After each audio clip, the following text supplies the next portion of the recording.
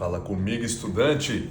Mateus 12, verso 22 ao 50, e o nosso desafio continua.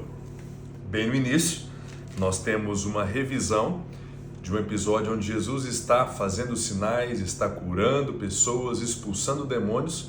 Ele recebe a acusação de que fazia isso pelo poder de Beelzebul, que seria o maioral dos demônios. Nós já estudamos bem esse assunto e talvez, se você quiser ouvir mais informações sobre esse tema, você pode conferir no dia 19, onde nós estudamos o capítulo 3 do Evangelho de Marcos. Mas eu quero destacar aqui algo inédito que ainda não foi mencionado. Mateus diz que nesse episódio, Jesus diz que quem não é por ele, quem não está com ele, é contra ele. E depois disso, Jesus diz: quem com ele não ajunta, espalha. A pergunta reflexiva para nós, para você especificamente que já é um seguidor de Cristo, você que já fez um compromisso com ele, você que diz segui-lo, diz que fazer parte da família de Deus, você precisa responder: nós estamos ajudando Jesus a ajuntar mais ovelhas para o seu curral? Ele que é o nosso grande pastor. Será que nós estamos contribuindo na divulgação dessa mensagem para que mais pessoas tenham acesso à salvação? Estamos contribuindo, estamos fazendo esse trabalho mencionado aqui por Jesus de trazer pessoas para perto dele, para que elas escutem a sua voz, creiam, se arrependam dos seus pecados e sejam salvas? Ficarmos parados, meus irmãos, ficarmos inativos, indiferentes a essa realidade, a esse nosso dever, a essa demanda central do Evangelho, que é divulgar essa mensagem, passar adiante, é se comportar como um inimigo de Jesus. Ele diz que quem não está juntando com ele, está naturalmente, obviamente, espalhando de alguma forma. Eu pergunto mais uma vez, por que nós não estamos ajuntando?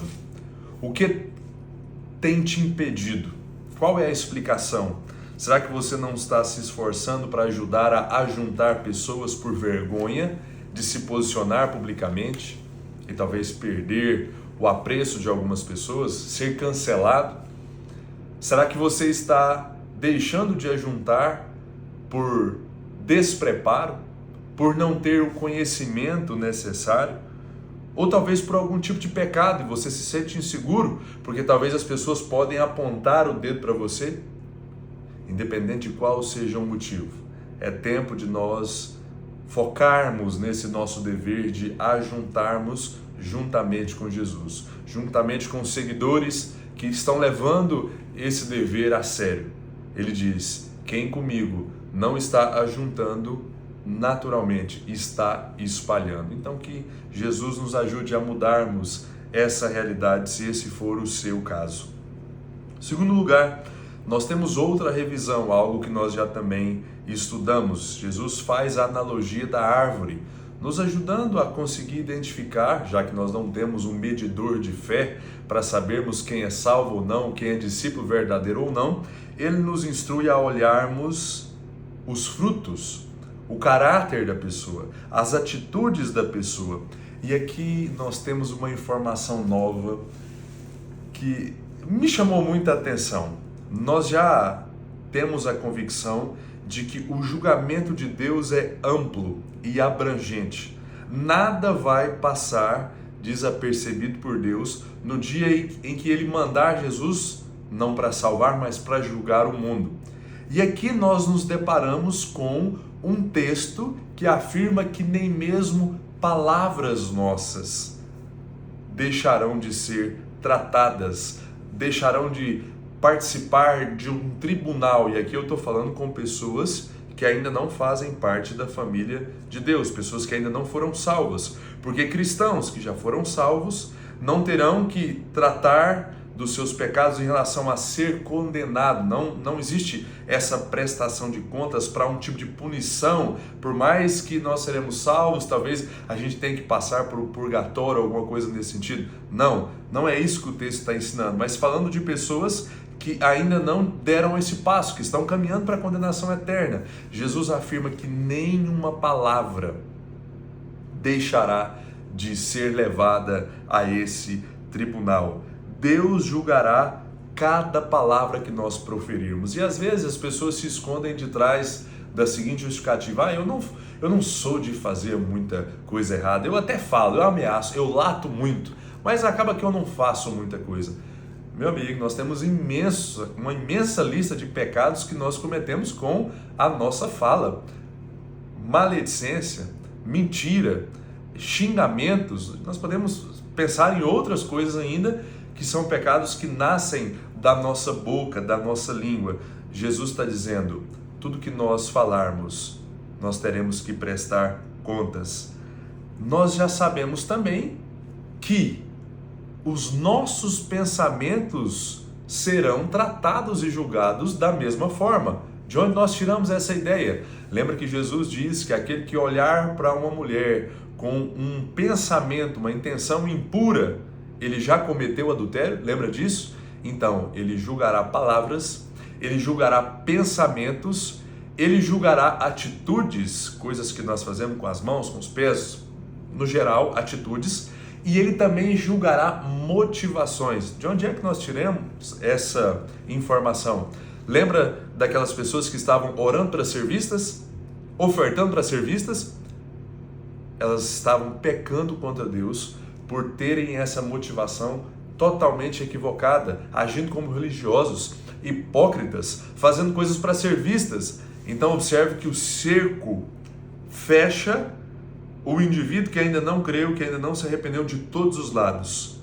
Cada atitude, cada palavra, cada pensamento e cada motivação será levado diante de Deus. E aqueles que não fizerem esse acerto antes da sua morte aqui na terra terão que pagar por cada uma dessas variações de ofensa.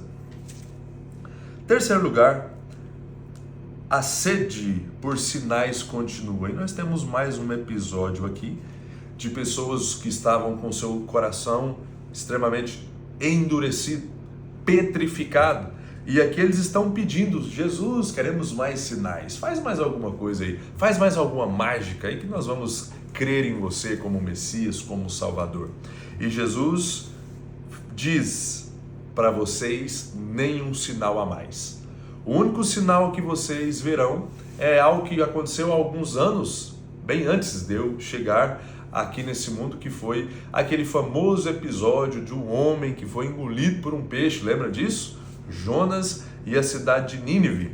Jesus utiliza primeiramente esse episódio para fazer uma predição da sua morte e da sua ressurreição.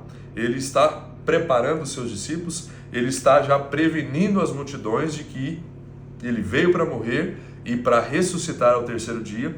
E ele faz uma comparação aqui com o mesmo tempo que Jonas ficou dado como morto praticamente, porque ele não tinha perspectiva nenhuma de vida, ele estava dentro do ventre, dentro da barriga de um peixe, e ele fica por 3 dias e 3 noites ali. Jesus faz ele aplica esse episódio à vida dele, que teria que passar por esse processo de também ficar 3 dias, não dentro de um ventre de um peixe, mas debaixo da terra.